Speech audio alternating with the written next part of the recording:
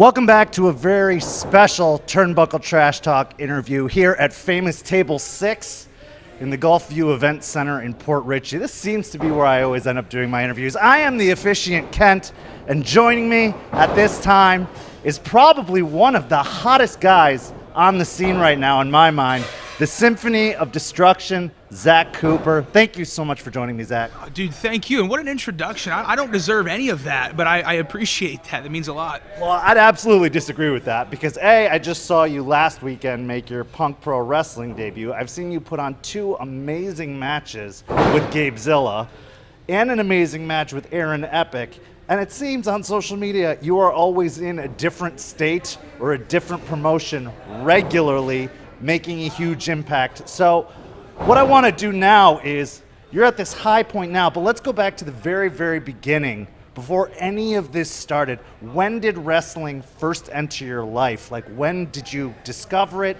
What's your first memory of it? You know, anything like that. So I want to make everyone feel really old. And I have a history of doing that when I tell everyone my first memory of wrestling. I was sitting in my grandmother's house and I was flipping through channels, and all of a sudden it was Scotty 2 Hotty versus Booker T. And like, why do I remember that? Because that's like the first thing I ever saw. The first thing I ever saw was Scotty 2 Hotty doing the worm, and I was like, what in the hell am I watching? And then it was the whole rivalry between Randy Orton and The Undertaker leading into WrestleMania 21, where Orton spit in his face and Taker like rolled his eyes up, scared the hell out of me, and turned it off. And that's my first real memory of wrestling. But then I kind of remembered the time it came on and kept starting to watch it and keep watching it, and then just became a ginormous super fan. If that's supposed to make me feel old, if I tell you that I saw WrestleMania 5 on pay-per-view when it was happening, that'll tell you what old really is. But anyway, I digress. So, did you find yourself connecting to a specific wrestler like right off the bat, or what was it that really drew you in? You talked about The Undertaker. That's definitely a very strong point for a lot of people, but what specifically drew you in? So I'm a weird person. Like, my favorite wrestlers aren't typically everyone's favorites, but one of them that is a lot of favorite. My favorite of all time is Rob Van Dam. And I try and do a little bit of, some of the high fly type stuff that he does. Not, I don't use a lot of his stuff, but regardless, I used to have this big blue couch. And when you would fold it out, it was like a complete foam pad. And I would go up on top of the foam, or on top of the couch, and do like 50 to 100 frog splashes every day of my life. And I would watch the Best of Rob Van Dam DVD over and over and over and over. So he's like the dude that like really like I resonate, that drew me in. Well, he definitely, I could see some comparisons in your styles and the fact that you guys both hold no bars. Like, there is no limit for what you do. You'll go however far you have to go. And I know, especially as of late, you've been getting a lot of comparisons to Walter.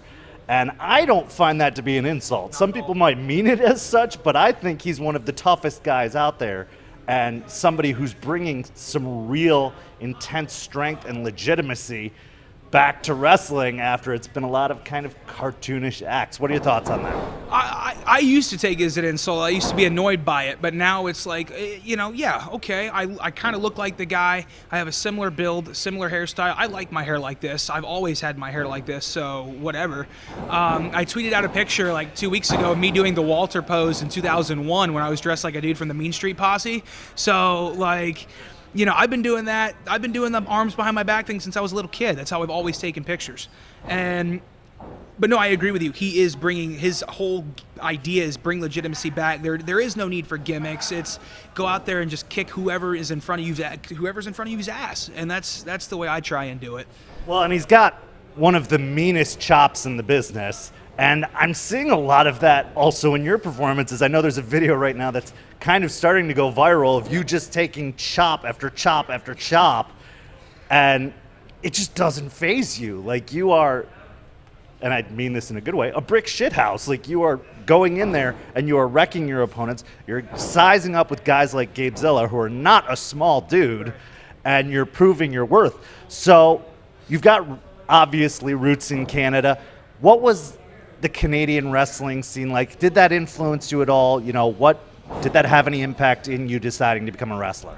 So I was born in Toronto. A lot of people think that that's the whole thing's a joke, and I just no, I was born in Toronto, and then I moved here when I was 7 years old. But realistically, a lot of the dudes that come from Canada, for example, Jericho, Tyson Kidd, people like Kevin Owens and Sami Zayn, like they've all been influences, Jericho especially on like my mic work in particular. He was the first person that really taught me how to like come back at people really quick, off your feet, witty, just entertainment. And like he's the first guy that really just everything he did, someone who could completely reinvent themselves at the blink of an eye and still be relevant. And like that's so Jericho, Owens, Zayn, people like that have been the guys that I've paid attention to from Canada. Okay, so you fall in love with wrestling after watching it at your grandma's house. What made you decide this is what I want to do? Like, this is something I'm serious about pursuing. Was it earlier on? Was it later on in life? When did you decide that? So I've always wanted to do it. Like since I started, like I said, I used to wrestle a teddy bear and like recreate the Rob Van Dam matches. So there's a particular match, Rob Van Dam versus Christian, Raw ladder match for the Intercontinental title. And I don't know why that match always sticks to me, but I still watch it when I'm like bored. I'll pull that up and be like, this is it. I've always had that style of just, I don't care, I'm going to go out there and entertain, just like they did.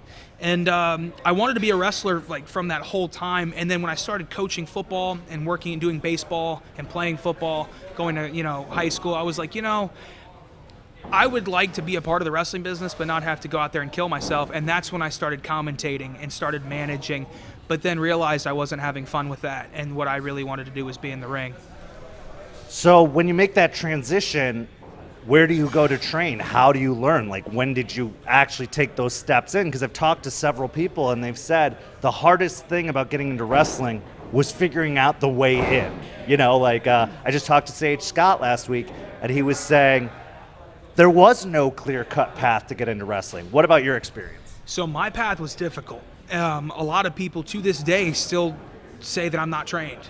And I get that a lot, from people that just don't know. And the reason they don't know is because I've never really talked about it. I did a podcast last week, and I think that was like the first time I'd ever talked about it. When I was coaching for Florida Atlantic as a student, it doesn't look good for a Division I coach to go train to be a pro wrestler on the side. Because if the NCAA finds out and your whole thing's divided, you know what I'm saying? So I kept it very under wraps. So I started with the Puerto Rican Hound Dog when I was over here originally. Then when I worked with him, I then would move to Boca Raton and I would start wrestling shows down at a company in Miami called X Wrestling. Okay. When X Wrestling was running, I would always go down there because it was on Saturdays or Sundays and our games, like on our bye weeks or whatever. I'd always try and sneak down there without getting caught. And I'd go down there and I'd wrestle a match. And my God, they were some of the worst, like as far as like psychology-wise matches you'll ever see in your life. I'm proud of them because they're like my first things and it was cool, but like they are the worst psychology-wise matches you'll ever watch in your life. I started off matches with like coast-to-coasts and just dumb stuff that made no sense. And then when I finally was let go from my job at FAU, we kind of parted ways when Coach Kiffin came in. I ended up going and seeking out AFA, and that's where now I go over to his a couple times and work out with him and stuff. So it's been kind of like a mix mash of like learning it by doing, basically, like a real journeyman style. What do you remember about your first match? Do you remember the opponents? Do you remember your feelings going into it? What the experience was like? A lot of guys have said my first match was my worst match, or are really embarrassed, or have some story about Nolan Edwards even said he pooped his pants in his first match. So what happened? What was that experience like? So my first match ever was at X Wrestling, and it was a 6-man tag. It was myself, Chris Braddock, who I think just now works like LCCW over in Eustis or whatever, and Sergeant Major Hardcore, who I think that's the only thing he does too now, versus Drake Xavier. What did he call himself? Ace Alexander, and I know who the dudes are, but I can't remember their damn names. And Chris Living God, that's who it was. Dudes that don't really work anymore. They kind of were just like they're backyard guys, and they would come in and do the shows. And I mean, they were great. Like the stuff they do is really cool. But like I said, psychology-wise, none of us were. What the hell were we doing? And it was actually not bad. Truthfully, I didn't do anything. I got into the hot tag, did a flip, and got out. That was about it. And I was wearing black tights, like the dry skin tights that you would wear, like if you're gonna go to the gym, and tennis shoes with kick pads that were $10, and a sleeveless black shirt that was too tight and showed like way too much of this going on. It was bad, man. But you know what? It's some of the most fun I've had too. You know. So talk me through the journey of from that point to where you are now, because you come out in some of the coolest gear, the jacket with the Canadian flag on it. Like, what was the transformation like? What was the learning process like? Were there specific moments that happened that really like set off light bulbs in your head, or people you met along the way that helped get you here? So I originally, when I came back to wrestling after, Coach Kiffin, kind of made his new staff, and I was like, I started tagging with Chris Braddock again, and we became a tag team called Sports Illustrated, which that's a cool name, whatever, but we didn't know what to do with our gimmick. Our gear didn't match anything. We were just kind of out there hoping that someone would like see something in us or whatever, and I was just trying to do whatever. I didn't have a style. I was just doing whatever. I didn't really pay attention to psychology. Just went out there and did what I was doing. And then when we talked one day on the way home from a show, he was like, I don't want to make this my life. And I'm like, well, I do. And so that's kind of how we ended up splitting. It was a rough split, but like we're still friends, and But Blanco Loco is the guy. I reached out to him one day and said, hey, I want to ride with you. I don't care where you're going. I just want to go. And he goes, all right, cool. He didn't even tell me where we were going. I just got in the car and went. And I ended up with Alpha and over at WXW. Started commentary there, and then a few months later I was in his ring along with a bunch of others. And Blanco Loco and Joey really opened up their car to me and were like, listen, go out there, first off, you need trunks. I was like, no, look at my body, dude, no. And they said, then go ahead and lose weight then. And I'm 91 pounds down, and the trunks look great. I was wearing the boots, but I had this like full tights and jacket thing. It was terrible. And they were like, who's your favorite right now? I was like, well, Walter's my favorite guy. And they're like, why don't you, don't be him, but model yourself after that. And I was like, all right. And so I let all my insecurities go, and I think it was the best decision that I've ever made. So what was it like working with the Wild Samoans? That's obviously legends, Hall of Famers in this business, and it really is, more than any other, kind of a direct pipeline to WWE coming from there. A lot of stars have. So what was that training experience like for anyone who hasn't been a part of it? Pops is so hard on everybody at his shows, so hard on everybody. But he also treats us like we're his children too. Pops will always message me and be like, hey, just checking up on you. Congratulations on graduating college, this, that, and the other. Always checks up on me. I reach out to him about career advice and stuff like that. He has sent me to Raw and SmackDown before, and that was such a privilege. I didn't deserve that opportunity, but he assured me that I did and sent me for it. I just did NXT a few weeks ago. He's really been the guy that's like really gave me some confidence. Him, Blanco, Joey, they gave me the confidence to be able to just, you can go, man. That's really what it is. Like, you can go. So you better get out there and go. One of the most important experiences, in my experience, but in the experience of people I've talked to, is getting out of state. What was that like? How important is it? If you were to be talking to another wrestler, what would you tell them is the important part about getting out of state and your experience with it? I actually just talked to a female wrestler earlier today. Super nice girl from North Carolina, and she's just breaking in. She goes, I need to find out how to get out of state, and how important is it? Me getting out of state, going to North Carolina, has got me booked on bigger shows in North Carolina, which has got me connected to Tennessee, got me connected to Bama, going out to Seattle. When I went to Seattle to do Without a Cause against Daniel Makabe on a show, it was me, Joey Ryan, Sammy Guevara, people like that. I ended up going to a trampoline park with Sammy Guevara and Darby Allin, and we ended up jousting. I whooped his ass. But long story short, it's going out there got me booked at LA Lucha, where I'm heading to next week, which then is getting me booked back at Without a Cause and stuff like that. Like, that is the most critical thing, is getting out, expanding. If this is what you want, if you want to stay here, stay here. I'm not the guy that's going to be like, no, you can't stay here, what's wrong with you? But if you go expand, see what's out there, you can meet and learn so many things from so many people, good and bad. I've gone out of state and have worked with some people that some guy tried to fight me after a match because he said I went over time and I was actually 45 seconds under, So, but you can take the good and the bad, learn from it all, and that is to me the biggest thing. Like that's what's helped me out because you get to work so many different people. You know, people you've never met, and you just get in there and do it. I was just at PWX in North Carolina making my debut there, working Logan Creed, who I had never worked with before, but we beat the living hell out of each other, and both got a please come back, and we're officially booked for their main card in June, later on in June. So that's what it's all about. So what's the goal? You know, what's the end game for you in all of this? What are you looking to accomplish or achieve or experience in this business? My two big things is I would love, everyone says I want to get signed. And of course we all want to get signed. We all want to go somewhere. I want to grow. I want to grow as a person and as a performer. Like as a person, I feel like I've already grown a lot in this business, and a lot of people respect me because I am so, for example, if someone's doing this right now, like my attention is here, but I'm also like focusing sort of on what they're doing to try and learn from what they're doing in there. Or I show up to shows like 5 or 6 hours early just to roll and practice and just keep fresh, you know. And then, like I said, everyone's main goal is to get signed. Like Double or Nothing is coming up in a couple days, and I'm sure there are thousands of guys who are like, damn, I want to be in that casino battle royal, you know. And like that, those whether it's AEW, NXT, Impact, whatever, that's my goal. Is I would love a contract, but I understand that it takes time, and you just got to keep working and growing. Well, it seems like wrestling is a very, very exciting time right now with AEW starting to build momentum. WWE maybe, potentially, it's too early to say, but possibly having some competition.